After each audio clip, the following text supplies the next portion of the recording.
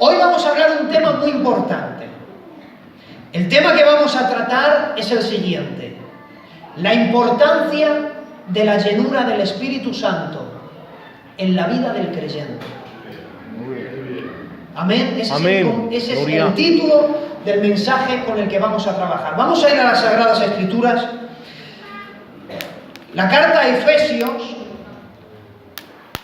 en el capítulo 5,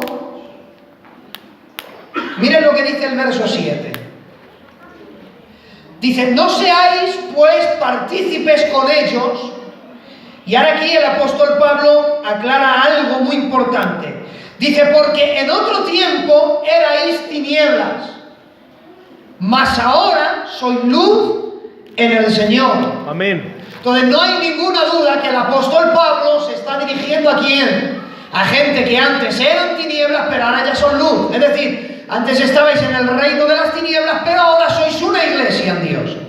O sea, no hay duda que estas palabras van dirigidas a una iglesia.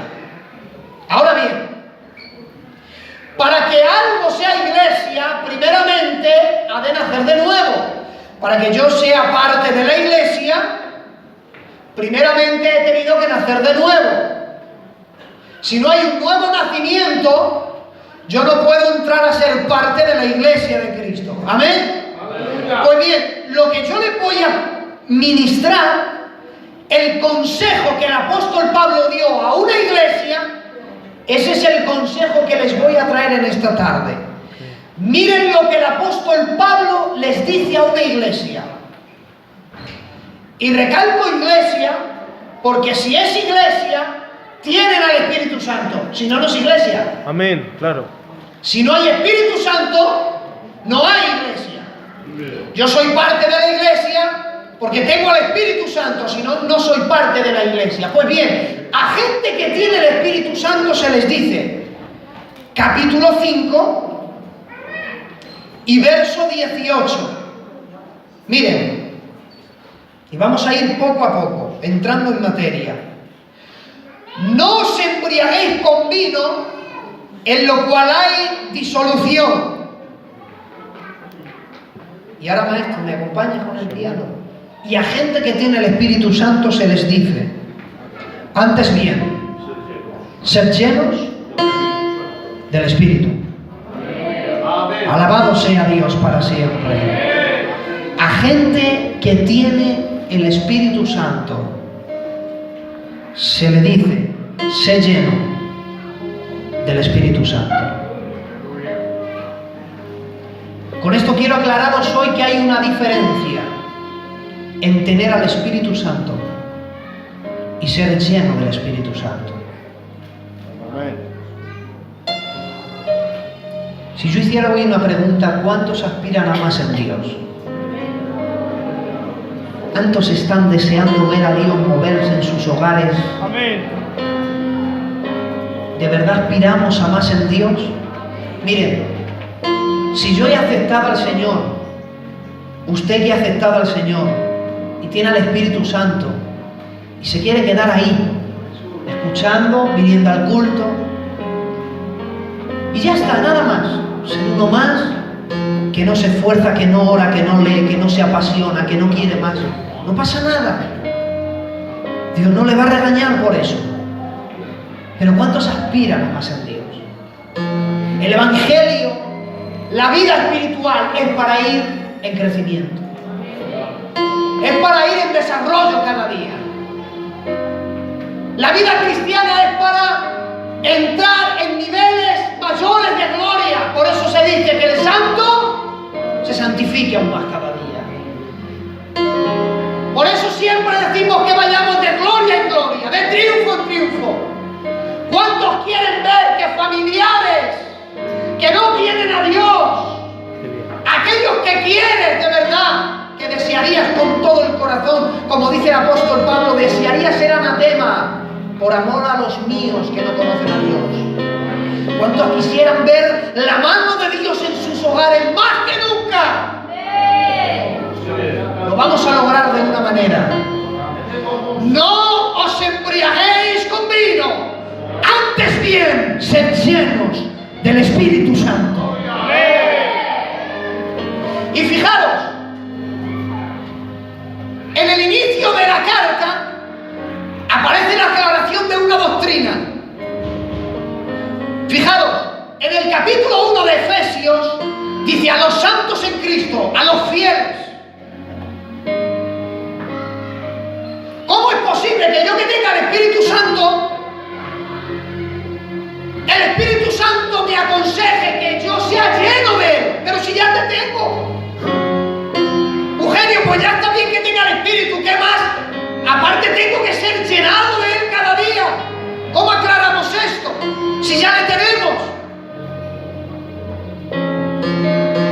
Miren, ustedes saben lo que son, que lo saben, posición y condición. Como iglesia, ¿cuántos son iglesia? Gloria a Dios. Bien, pues como iglesia, en posición, ¿sabes dónde está? Está en lugares celestiales, bendecido con toda bendición espiritual, en Cristo Jesús, guardado. Amén. Y ahora usted me dirá: bueno, si yo estoy bendecido con toda bendición espiritual en los lugares celestiales, escondido en Cristo Jesús, ¿por qué tengo que luchar cada día por el pecado? Porque Dios tiene una cuerda, para que todos me entiendan. Una cuerda que un extremo llega al cielo y el otro extremo llega a la tierra.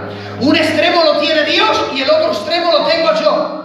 En posición, como iglesia, Dios me ve sin mancha, sin arruga. Pero es que Dios ha ligado mi posición con mi condición.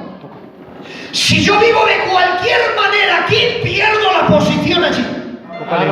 Por eso Dios se lleva muy mal con las doctrinas calvinistas. Hagas lo que hagas, eres salvo. No, el que practica el pecado se convierte. Amén. Claro. Pero Dios ha ligado mi posición en Cristo Jesús con mi condición aquí. Por eso el santo se santifique aún más cada día. Y usted puede tener al Espíritu Santo, pero hoy yo le voy a hablar la importancia de que sea lleno del Espíritu. Por eso vengo a hablaros de un amigo mío, un amigo que ya en el inicio de las Sagradas Escrituras aparece. Gloria a Dios. Dice que en el principio creó Dios los cielos y la tierra. La tierra estaba desordenada y vacía, y ahí aparece el protagonista de esta tarde. Dice: y el Espíritu de Dios se movía sobre la faz de las aguas. Gloria a Dios. Fijaros, ahí la palabra movimiento en el hebreo implica producir calor. Es la idea del calor que reciben unas crías antes de nacer. Me imagino entonces al dulce Espíritu de Dios moviéndose sobre todo el universo, de modo que al paso de su persona todo comienza a cobrar vida. Por eso vemos en la creación que es Dios el que crea, el Padre es el que lo planifica. Juan capítulo 1 es el Verbo quien lo crea, pero vea al Espíritu Santo. Job capítulo 26:13 dice: su Espíritu adornó los cielos. Es como el que escribe una receta, es como el pastelero que crea un pastel, pero la guinda del pastel, la decoración, fue el Espíritu Santo quien decoró toda la creación. Amén. Fue el Espíritu Santo quien decidió que la hierba sería de color verde. Fue el Espíritu Santo que una vez que se crearon las galaxias, el universo, fue el Espíritu Santo que dijo: este planeta aquí en esta órbita, el Sol lo voy a hacer de este tamaño, la Luna de este tamaño, y lo voy a poner en una distancia perfecta para que haya un eclipse, la Tierra de esta manera. Fue el Espíritu Santo quien adornó el universo. Amén. Adornó la creación, puso adorno en el hombre. Por eso, mira si hay seres humanos en la tierra desde que han nacido, y no hay nadie que tenga la huella dactilar como usted, el color de sus ojos, el ADN, todo es diferente, porque para Dios no se le acaban los recursos. Amén. Dios es el único que puede crear de la nada. Él ha hecho un sol y no hay quien pueda imitarlo. A Dios no se le acaban los recursos. Por eso mira si ha nevado desde que el mundo es mundo, no hay un copo de nieve igual. Es el Espíritu Santo quien adorna todas las cosas. Le veremos cuando, iniciando las Sagradas Escrituras, pero luego a través de las Sagradas Escrituras le seguimos viendo al Espíritu Santo. Por eso la Biblia dice que venía sobre la vida de Sansón, de modo que Sansón tenía una fuerza sobrehumana, podía matar a un montón de enemigos. Y miren, se ha representado a Sansón en películas, en cuadros, como alguien muy fuerte, musculoso. Bueno, yo quiero fantasear, tío José, que Sansón era como yo, así delgadito. ¿Por qué? Bueno, pues yo me lo imagino así, para que cuando el Espíritu Santo viniera sobre Sansón y él tuviera una fuerza sobrehumana, nadie dijera, bueno, es que recursos tiene, sino que cuando le miraran y dijeran, no hay fuerza que pueda salir de esa persona, ¿cómo que se pone las puertas de Gaza en las espaldas y sube una colina? No es posible. Esa fuerza no viene de él, tiene que provenir de algo exterior. Es que era el Espíritu Santo que venía sobre él. El Espíritu Santo es el único que dice la Biblia que Saúl mandaba gente para matar a David, y cuando iban a matarlo, dice la Biblia, venía el Espíritu Santo y frustraba los planes. Tanto que Saúl dijo, bueno, todo el que envío parece ser que no le mata, voy a ir yo. Y dice la Biblia que Saúl fue a matar a David, pero vino el Espíritu Santo sobre él y frustró los planes del envidioso David. Porque oigan, el único que es capaz de frustrar los planes de los Saúles envidiosos es el Espíritu Santo. Amén. Era el Espíritu Santo que a través de las Escrituras le veremos dejando su huella en los hombres y mujeres. Le hemos visto en Génesis capítulo 1, ¿verdad? Pues si te vas al último libro, Apocalipsis, si te vas al último capítulo, el capítulo 22, aparece ¿quién? Dice, y la esposa y el espíritu dicen, ven pronto. Es el Espíritu el que abre las Sagradas Escrituras, y será el Espíritu Santo el que ponga cierre a las Sagradas Escrituras. Por lo tanto, el Espíritu Santo no es una persona anónima. El Espíritu Santo convence, el Espíritu Santo guía, el Espíritu Santo redarguye, el Espíritu Santo reparte los dones conforme Él quiere. Porque ¿quién conocía las profundidades de Dios sino el Espíritu de Dios que mora en Él? No es una persona anónima, no es como dicen los arrianos, que es una fuerza activa que al antojo del ser humano le puede desconectar y conectar. ¡No! El Espíritu Santo siempre ha dejado su huella en los hombres. ¿Y qué importancia tiene ser lleno del Espíritu? ¿Quieren saberlo? Acompañadme. Hasta ahí todos me están entendiendo, ¿verdad? Dice Hechos capítulo 1, estando allí reunidos. Ahora quiero que echen a volar la imaginación. Y cuando la Biblia dice estaban allí reunidos, los reunidos somos todos nosotros. Imaginaros que hemos visto a Jesús en su tiempo de su ministerio. Imaginaros que le hemos visto a Cristo sufrir, morir. Le hemos visto clavado en la cruz. Hemos presenciado cómo lo entierran. Pero nos han llegado noticias que ha resucitado y que se ha presentado un montón de hermanos. Y ahora hay un mandato de Él: reuniros, que tengo algo que deciros. Me voy a marchar a los cielos. Vais a ser testigos de que yo he resucitado y cómo voy al Padre. No os dejaré solo, os enviaré el Espíritu Santo. Pero quiero que antes de irme os reunáis. Imaginaos que Cristo ha dicho hoy a la iglesia de Salamanca, al templo, ¿no? Los hermanos del templo que vengan todos al culto, que me van a ver por última vez con sus ojos físicos. Pero tienen la oportunidad de hacerme una última pregunta. ¿Qué le preguntaría? Por eso dice la Biblia, estando allí reunidos. Y antes que viniera Cristo se reúnen todos y dicen, bueno, antes de irse, ¿qué le decimos? Vamos a hacerle una pregunta. Y empiezan todos allí a formular una hipótesis y dicen, ya está. Antes de ver a Cristo marcharse al cielo, se acercan y dice la Biblia, estando allí reunidos, dijeron, Jesús, dinos, ¿restaurarás el reino de Israel en este tiempo? Habían escogido una buena pregunta, pastor. Los allí reunidos tenían una necesidad.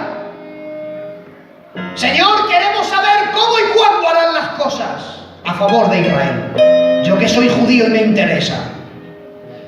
Tenemos una necesidad antes de que te vayas. ¿Cómo y cuándo harán las cosas? Hay mucha gente que vive frustrada y con dolor en su alma porque le están preguntando, Señor, ¿cómo y cuándo harán las cosas? Y mucha gente entra en sufrimiento, Señor, ¿y cómo lo vas a hacer? ¿Y cuándo lo harás? Señor, basta ya, mira que daño me haces. Y muchas veces decimos, Señor, ¿cómo y cuándo vas a hacer las cosas? Era la necesidad que tenían los allí reunidos. ¿Y saben lo que les dice Jesús? Esto es maravilloso. Bueno, ¿queréis saber cómo y cuándo haré las cosas? Sí. Dice, muy bien, no os toca a vosotros saber el tiempo y las sazones. ¿Queréis saber cómo voy a hacer las cosas? Y dice Jesús, olvidaros de cómo voy a hacer las cosas y cuándo. O sea, la primera necesidad de una iglesia no es saber cómo Dios va a hacer algo o cuándo lo hará. Es más, muchas veces Dios guarda silencio, ¿sabes por qué motivo? Porque a veces lo que vas a oír quizá te va a hacer daño. Porque Dios siempre responde, pero a veces dice que no. Porque Dios no es un cumple caprichos de nadie. Por eso Dios a veces guarda silencio. Y como no entendemos cómo Dios hace las cosas, Él guarda silencio. Que Dios habla, que Dios responde, pero a veces responde que no. Por eso le dice, la primera necesidad no es que sepáis cómo yo voy a hacer las cosas. Y Cristo les da la primera necesidad de una iglesia. Pero recibiréis poder. ¿Cuándo? Cuando haya venido sobre vosotros el Espíritu Santo. Entonces, la primera necesidad de una iglesia, Salamanca, la primera necesidad no es saber cómo Dios va a actuar, sino que seamos llenos del poder de Dios. Digo esto porque necesitamos cultos encendidos en el poder de Dios. Necesitamos salmistas ungidos. Necesitamos predicadores ungidos. Oigan, todo lo que hagamos tiene que ser sazonado con el poder del Espíritu Santo. Necesitamos cultos de poder. Que todo lo que Dios actúe haya un poder de Dios sobre detrás. Que pueda tener su esencia, que pueda tener la chispa del Espíritu, su presencia, que digamos, esto no es de hombres, esto es de Dios. Necesitamos poder de Dios, pero oigan, no hay poder sin el Espíritu Santo. Amén. Porque esto no se trata de capacidades humanas. Porque hay teólogos bíblicos que no tienen a Dios. Únicamente les gusta estudiar la Biblia. Y hay teólogos que son inconversos. Por eso se cuenta aquella historia que sube un joven y empieza a relatar el Salmo 23 de una manera, una fraseología increíble. Decían, no parece el Salmo 23. Pero había un frío en todo el auditorio. Pero mandaron a un ancianico a que leyera el mismo salmo y empieza a subir el anciano. Apenas veía, apenas pronunciaba bien y empezó a decir, Jehová es mi pastor, y empezó a llorar. Gloria a Dios. El auditorio se empezó a llenar del poder del Espíritu Santo. Y la gente decía, ¿por qué si el otro con una fraseología tan maravillosa ha enfriado todo el escenario y el hombre que apenas sabía leer, que apenas lo hablaba bien, sin embargo hemos sido llenos del poder? Porque oiga, no se trata del conocimiento. El joven conocía el Salmo 23, el anciano conocía al Dios del Salmo. Necesitamos conocer a Dios para que su poder actúe en medio de la iglesia.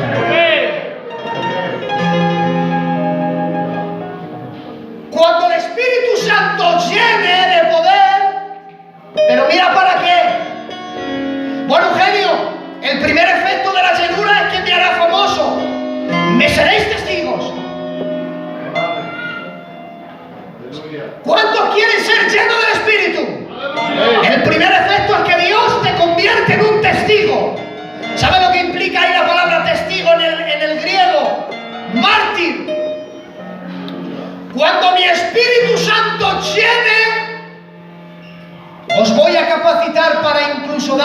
vuestra vida por mí.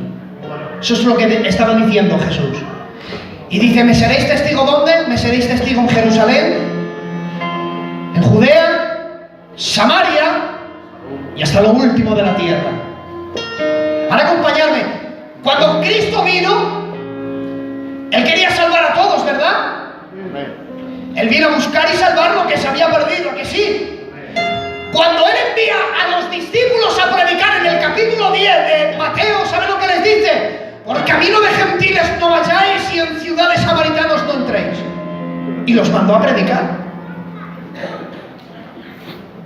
¿Cómo es posible que Cristo envíe a predicar y dice de los gentiles y los samaritanos, olvidaros? Sin embargo, aquí dice, me seréis testigo en Jerusalén, en Judea y luego en Samaria. ¿Por qué no les permite predicar a los samaritanos Cristo? Muy sencillo, porque los samaritanos y los judíos no se trataban entre sí. Y nadie puede ganar lo que no ama.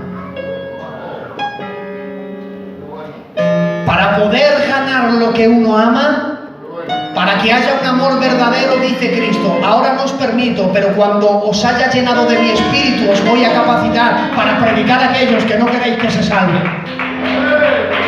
Eso es lo que hace el Espíritu Santo. Te convierte en un testigo donde, dice, en Jerusalén, donde vives. Y cuando hayas conquistado Jerusalén, os espera la vecina Judea. Y cuando hayáis conquistado a los vecinos, os esperan los que os odian. A veces queremos que Dios nos llame y el Señor, envíanos a lo último de la tierra. Y dice Dios, sé testigo en Jerusalén, en tu casa. Y cuando hayas conquistado a los de tu casa, te espera tu vecino. ¿Tus vecinos saben que eres cristiano? El del banco sabe que eres cristiano.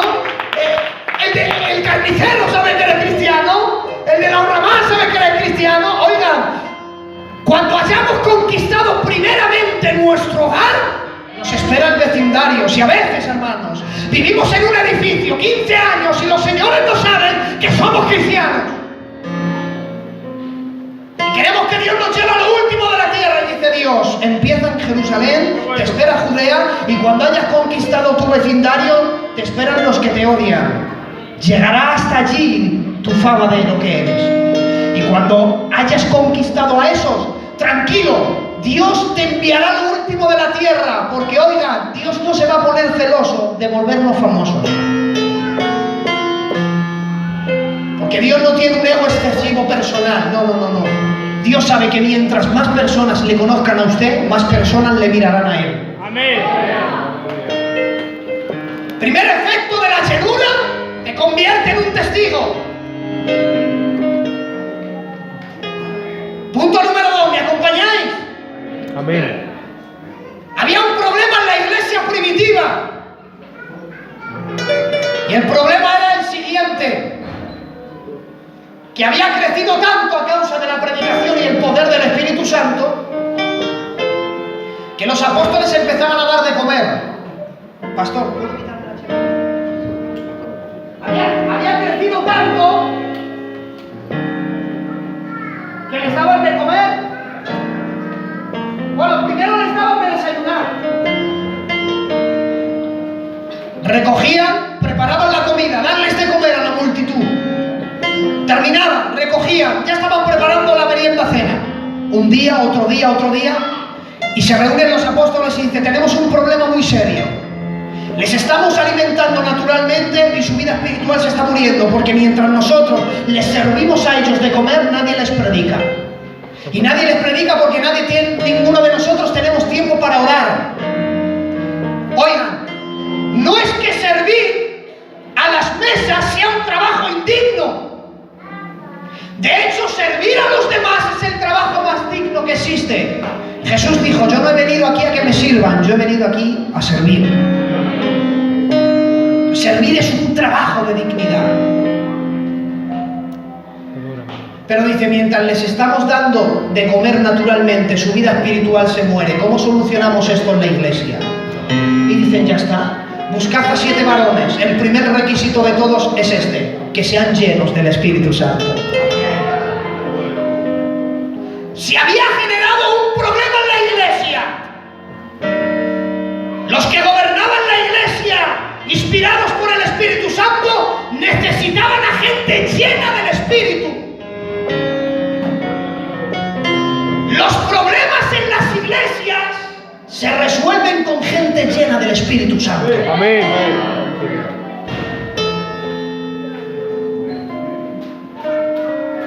Buscando a 7 varones llenos del Espíritu. Porque la llenura del Espíritu Santo te capacita para servir. Oye, cuando yo hablo de servir, no necesariamente tiene que ser que se levante uno de candidato o predicador, porque en la iglesia hay multitud de servicios. Se puede servir de muchas maneras.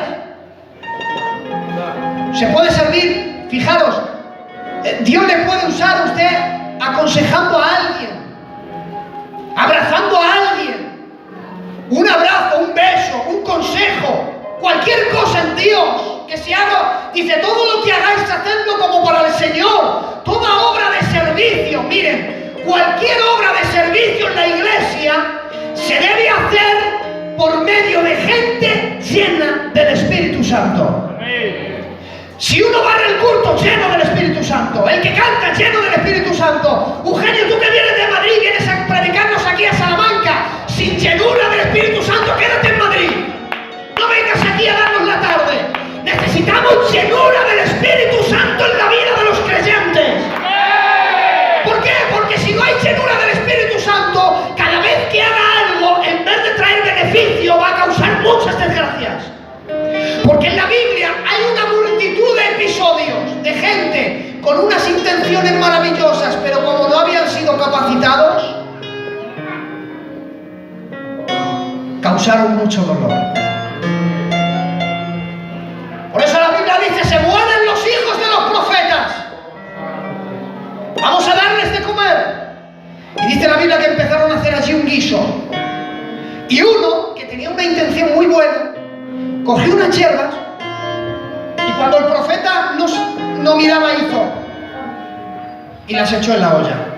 Cuando luego cataron dijeron, hay veneno en esta olla. ¿Quién es el culpable? El culpable es aquel que tenía una buena intención, que no se le puede condenar por eso, pero si no ha sido capacitado para hacer un guiso, no echen nada en la olla.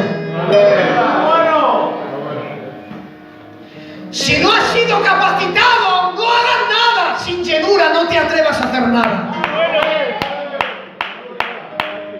Aún saludar a alguien. Necesitaríamos creyentes llenos del Espíritu Santo. Bueno, Eugenio, pero un beso, un halago ¿hace daño a alguien? No hace daño, ¿verdad? Un beso te hace daño. Si alguien te da un beso, te hace daño en la cara. ¿A que no? ¿Y qué importancia tendría un beso, por ejemplo? Un halago. Bueno, sin llenura del Espíritu Santo, mira lo que sucede. Detrás de un halago había un espíritu de adivinación. Le dijo el apóstol Pablo a una mujer que le llenaba de halagos. Ahí están los siervos de Dios, dijo, demonios, al fuera. Un beso, hace daño un beso. Detrás de un beso sin el Espíritu Santo estaba la traición de un hombre llamado Judas. En Dios cualquier detalle cuenta. Saludar a alguien, Eugenio, un saludo, ¿qué importancia tiene? ¿Quieres saber la importancia que tiene un saludo? Ahora que me acompañéis, miren, visualizar esto en la mente. María va al pozo a sacar agua. De pronto recibe la visita de ¿quién? Del ángel Gabriel. ¿Puedo bajar él? ¿Sí? Y así me oyen bien. Recibe la visita del ángel Gabriel. Gabriel es un ángel. No es un arcángel. Arcángel está Miguel. La Biblia habla del ángel Gabriel. Es el correo particular de Dios. Cuando Dios quiere dar un mensaje especial, envía a Gabriel. Y recibe la visita del ángel. Lo que en ti se va a engendrar del Espíritu Santo. Bueno, ¿y cómo será esto? Y lo recibe. Hágase en tu sierva conforme la voluntad del Señor. Dice la Biblia que a la mañana siguiente, muy de mañana, se fue a la casa de su prima Elizabeth. Porque el ángel le había dicho, si no te lo crees, visita a tu pariente. Que la que llamaban estéril va a ser madre. Y dice, porque no hay nada imposible para Dios. Porque Dios todavía hace que las personas que no puedan tener hijos sean padres. Amén. Dios es Gloria así, a Dios. porque no hay nada imposible para Dios. Amén. Vete, allí está la prueba. Toma las cositas. Ella estaba desposada, como un pedimiento, bueno, no como el nuestro, porque nuestros pedimientos son diferentes a lo que, aunque lo comparamos, pero son muy distintos. Cuando José va a ver a su novia, porque vivían en casas separadas, porque hasta que José no tuviera una casa para darle a María, no se podían encontrar en matrimonio. Y cuando va, ¿dónde está María? Se ha marchado, ¿dónde? Donde mi pariente Elizabeth. Desde Nazaret a donde estaba Elizabeth, 3 días de camino. Ahora quiero, por favor, que entréis conmigo en la escena. Las casas judías eran de 2 plantas. La parte de abajo vivían animales, hacían trabajos. En la parte de arriba se vivía por el polvo que se generaba en la tierra, por términos de higiene, por términos de limpieza. Se vivía arriba. La Biblia dice que entra María. Pregunto, ¿un embarazo de 3 días, perdonad los ancianos, un embarazo de 3 días se nota? Ni la misma mujer sabe que está embarazada, ¿verdad? Pues dice la Biblia que entra María. Y dice la Biblia que ella saluda, diría Elizabeth, ya está. La Biblia dice que Elizabeth bajó y empezó de la manera que ella bajó, María diría, algo le pasa. Y dice la Biblia que se acerca y dice, ¿cómo se me permite a mí que la madre de mi Señor venga a mí? Eso es muy fuerte.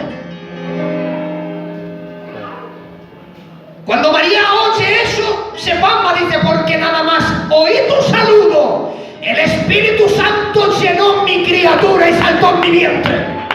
Los que saben dicen que como Elizabeth era anciana y no se sentía la criatura, pensaban que se había muerto. Pero cuando oyó el saludo de alguien que tenía a Cristo en sus entrañas, la criatura saltó de mí. ¡Gloria! Y digo yo, a menos que Elizabeth tuviera rayos X en los ojos, ¿quién le dijo que estaba embarazada? Si nada más dijo Elizabeth. ¿Sabes cuál fue el desencadenante de todo? Dijo, te he oído saludarme y no tengo duda que lo que hay en ti es el Mesías. Bueno. Gloria a Dios. Con un saludo puedes resucitar sueños que han muerto mucha gente. Oigan, hay saludos que dan vida. Hay saludos que te hacen daño. Ese de que